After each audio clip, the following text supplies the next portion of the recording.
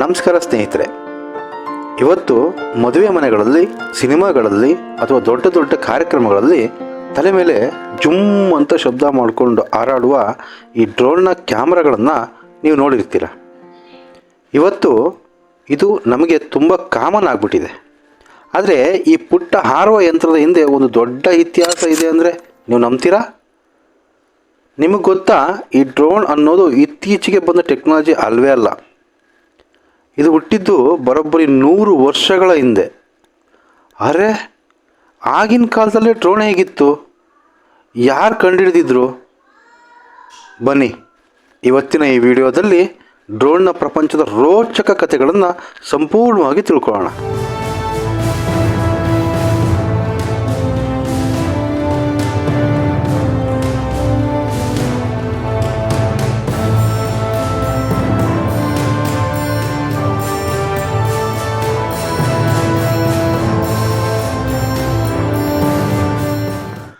ಸ್ನೇಹಿತರೆ, ನಾವು ಡ್ರೋನ್ನ ಇತಿಹಾಸ ತಿಳಿಯಬೇಕು ಅಂದರೆ 1917ನೇ ಇಸ್ವಿಗೆ ಹೋಗಬೇಕು.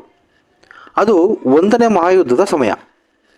ಆಗಿನ ಕಾಲದಲ್ಲಿ ಸೈನಿಕರಿಗೆ ತರಬೇತಿ ನೀಡಲು ಅಥವಾ ಶತ್ರುಗಳ ಮೇಲೆ ದಾಳಿ ಮಾಡಲು ಪೈಲಟ್ ಇಲ್ಲದ ವಿಮಾನಗಳ ಅಗತ್ಯವಿತ್ತು.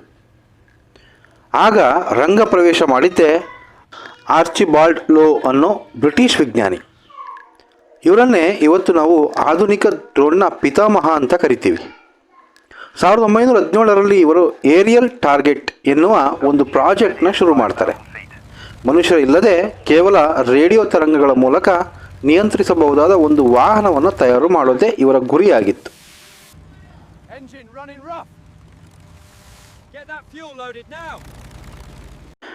ಇದು ಮಾರ್ಚ್ 1917ರಲ್ಲಿ ಗ್ರೇಟ್ ಬ್ರಿಟನ್ನಲ್ಲಿ ಮೊದಲ ಬಾರಿಗೆ ಪ್ರಾಯೋಗಿಕವಾಗಿ ಹಾರಾಟ ನಡೆಸಿತ್ತು.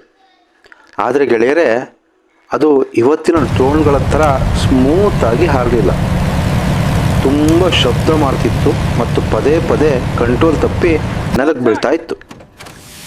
ಆದರೂ ಇದು ಭವಿಷ್ಯದ ದೊಡ್ಡ ಆವಿಷ್ಕಾರಕ್ಕೆ ಬುನಾದಿ ಹಾಕಿತ್ತು.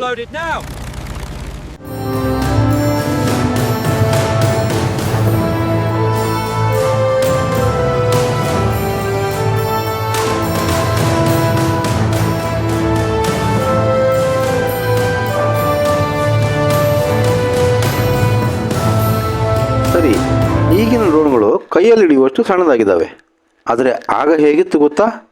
ಆಗಿನ ಡ್ರೋನ್ಗಳು ಥೇಟ್ ಒಂದು ಸಣ್ಣ ವಿಮಾನದಂತೆ ಇದ್ವು.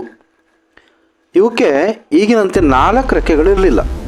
ಬದಲಿಗೆ ವಿಮಾನದಂಗೆ 2 ಅಕ್ಕಪಕ್ಕ ರೆಕ್ಕೆಗಳೇ ಇದ್ವು. ಇದನ್ನು ತಯಾರಿಸಲು ಮರ ಮತ್ತು ಕ್ಯಾನ್ವಾಸ್ ಬಟ್ಟೆಗಳನ್ನು ಬಳಸ್ತಿದ್ರು. ಇದರ ಇಂಜಿನ್ ವಿಪರೀತ ಶಬ್ದ ಮಾಡ್ತಿತ್ತು. ಅಸಲಿಗೆ ಇದಕ್ಕೆ ಡ್ರೋನ್ ಅಂತ ಹೆಸರು ಬಂದಿದ್ದೇ ಒಂದು ಸ್ವಾರಸ್ಯಕರ ವಿಷಯ.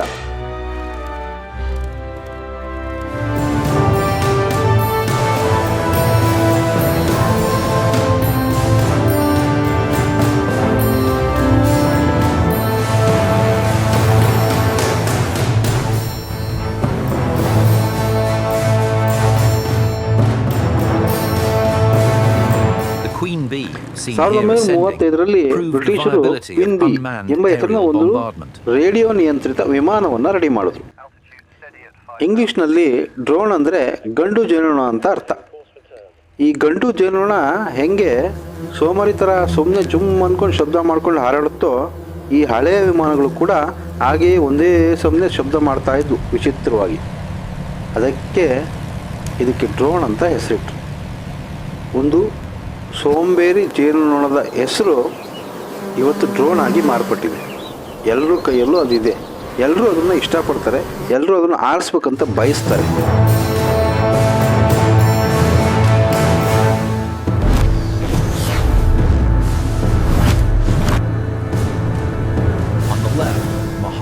ಕಾಲ ಬದಲಾದಂತೆ ತಂತ್ರಜ್ಞಾನವೂ ಬದಲಾಯಿತು. ಮರದ ವಿಮಾನದಿಂದ ಶುರುವಾದ ಜರ್ನಿ ಇವತ್ತು ಕಾರ್ಬನ್ ಫೈಬರ್ ಮತ್ತು ಹಗುರವಾದ ಪ್ಲಾಸ್ಟಿಕ್ ಬಾಳಿಯವರೆಗೂ ಬಂದಿದೆ. ಇಂದಿನ ಡ್ರೋನ್ಗಳಲ್ಲಿ ಏನೇನಿದೆ ನೋಡಿ. ಮಲ್ಟಿ ರೋಟರ್, ಇವಕ್ಕೆ 4 ಅಥವಾ 6 ಪ್ರೊಫೈಲ್ಗಳಿರುತ್ತವೆ. ಇದರಿಂದ ಒಂದೇ ಕಡೆ ನಿಲ್ಲಲು ಸಾಧ್ಯವಾಗುತ್ತೆ. GPS ಮತ್ತು ಸೆನ್ಸಾರ್ ಇವುಗಳಿಗೆ ದಾರಿ ತಪ್ಪಲ್ಲ. GPS ಮೂಲಕ ತಾನಾಗಿಯೇ ಹೋಗಿ ಕೆಲಸ ಮುಗಿಸಿ ವಾಪಸ್ ಬರುವ ಆಟೋ ಪೈಲಟ್ ಶಕ್ತಿ ಕೂಡ ಇದರಲ್ಲಿದೆ ಇವಾಗ. ಜೊತೆಗೆ ಕ್ಯಾಮರಾ, ಹದ್ದಿನ ಕಣ್ಣಿನಂತಹ 4K ಕ್ಯಾಮರಾಗಳು ಇದರಲ್ಲಿದೆ.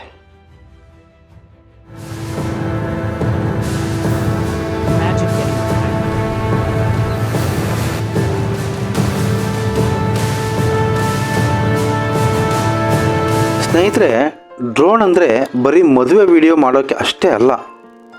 ಇವತ್ತು ಇದರ ಕೆಲಸ ಬೆಟ್ಟದಷ್ಟಿವೆ. ಕೃಷಿಯಲ್ಲಿ ನಮ್ಮ ರೈತರು ಇಡೀ ಹೊಲಕ್ಕೆ ಔಷಧಿ ಸಿಂಪಡಿಸಲು ಗಂಟೆಗಟ್ಟಲೆ ಕಷ್ಟಪಡಬೇಕಾಗಿಲ್ಲ. ಡ್ರೋನ್ ಮೂಲಕ ನಿಮಿಷಗಳಲ್ಲಿ ಔಷಧಿನ ಸಿಂಪಡಣೆ ಮಾಡ್ಕೊಂಡು ಬರ್ಬೋದು. ಇನ್ನು ರಕ್ಷಣಾ ಇಲಾಖೆ, ಗಡಿಯಲ್ಲಿ ಸೈನಿಕರು ಹೋಗಲಾಗದ ಜಾಗಕ್ಕೆ ಡ್ರೋನ್ ಹೋಗಿ ಕೆಲಸ ಮಾಡುತ್ತೆ. ಅಲ್ಲೋ ಕಾವಲು ಕಾಯುತ್ತೆ. ತನ್ನ ಹದ್ದಿನ ಕಣ್ಣನ್ನು ಎಲ್ಲ ಕಡೆ ಇಟ್ಕೊಂಡಿರುತ್ತೆ. ಡೆಲಿವರಿ, ಪಿಜ್ಜಾ ಅಥವಾ ಔಷಧಿಗಳನ್ನು ಟ್ರಾಫಿಕ್ ಜಾಮ್ ಇಲ್ಲದೇ ಮನೆ ಬಾಗಿಲಿಗೆ ತಲುಪಿಸಲು ಡ್ರೋನ್ನ ಬಳಸ್ತಾ ಇದ್ದಾರೆ ಫ್ರೆಂಡ್ಸ್. ಕಾಲ ಬದಲಾದಂಗೆ ಎಲ್ಲವೂ ಬದಲಾಗ್ತಾ ಇದೆ. ಇನ್ನು ಸ್ವಲ್ಪ ದಿನದಲ್ಲಿ ಡ್ರೋನ್ ಮುಖಾಂತರ ಪೇಷಂಟ್ಗಳನ್ನು ತಗೊಂಡೋಗ್ತಕ್ಕಂಥ ಡ್ರೋನ್ ಆಂಬ್ಯುಲೆನ್ಸ್ಗಳು ಬಂದರೂ ಬರಬಹುದು. ಕಾಲ ಬದಲಾಗ್ತಾ ಇದೆ, ಪ್ರತಿಯೊಂದು ಬದಲಾಗ್ತಾ ಇದೆ ಫ್ರೆಂಡ್ಸ್. ನೋಡಿದ್ರಲ್ಲ ಸ್ನೇಹಿತರೆ, 100 ವರ್ಷಗಳ ಹಿಂದೆ ಒಂದು ಯುದ್ಧದ ಅವಶ್ಯಕತೆಗಾಗಿ ಹುಟ್ಟಿದ್ದ ಡ್ರೋನ್ ಇವತ್ತು ಮನುಷ್ಯನ ಜೀವನವನ್ನೇ ಬದಲಾಯಿಸಿದೆ. ಅಂದು ಹಾರುವ ಬಾಂಬ್ ಆಗಿದ್ದಿದ್ದು ಇಂದು ಹಾರುವ ಕ್ಯಾಮರಾ ಮತ್ತು ಹಾರುವ ರೈತನ ಮಿತ್ರ ಆಗಿದೆ. ಈ ಮಾಹಿತಿ ನಿಮ್ಗೆ ಇಷ್ಟ ಆಯಿತಾ? ಹಾಗಿದ್ರೆ ನೀವು ಕೂಡ ಡ್ರೋನ್ನ ಆರಿಸಿದ್ದೀರಾ ಅಂತ ಅಂದ್ಕೊಳ್ತೀನಿ. ಅಥವಾ ಡ್ರೋನ್ನಲ್ಲಿ ಶೂಟ್ ಮಾಡಿರೋ ವೀಡಿಯೋಗಳನ್ನು ನೋಡಿರ್ತೀರ. ಫಾರ್ ಎಕ್ಸಾಂಪಲ್, ನಿಮ್ಮ ಮದುವೆ ಇರ್ಬೋದು, ನಿಮ್ಮ ಯಾವುದೋ ಒಂದು ಪ್ರೋಗ್ರಾಮ್ಗಳಿರ್ಬೋದು, ಅಥವಾ ಹೊರಗಡೆ ಟ್ರಿಪ್ ಹೋದಾಗ ಡ್ರೋನ್ನಲ್ಲಿ ಆರಿಸಿರ್ತಕ್ಕಂಥ ವೀಡಿಯೋಗಳನ್ನ ಇರ್ಬೋದು. ನೀವು ನೋಡಿರ್ತೀರ, ನಂಗೆ ಗೊತ್ತು. ನೀವು ನೋಡಿದರೆ ಹೇಗಿತ್ತು ಅಂತ ಕಮೆಂಟ್ ಮಾಡಿ ತಿಳಿಸಿ. ಇದೇ ತರಹದ ಇಂಟ್ರೆಸ್ಟಿಂಗ್ ವಿಷಯಗಳಿಗಾಗಿ ನಮ್ಮ ಚಾನಲ್ನ ಸಬ್ಸ್ಕ್ರೈಬ್ ಮಾಡೋದನ್ನು ಮರಿಬೇಡಿ. ಸಿಗೋಣ ಮುಂದಿನ ವಿಡಿಯೋದಲ್ಲಿ. ಅಲ್ಲಿವರೆಗೂ ನಮಸ್ಕಾರ.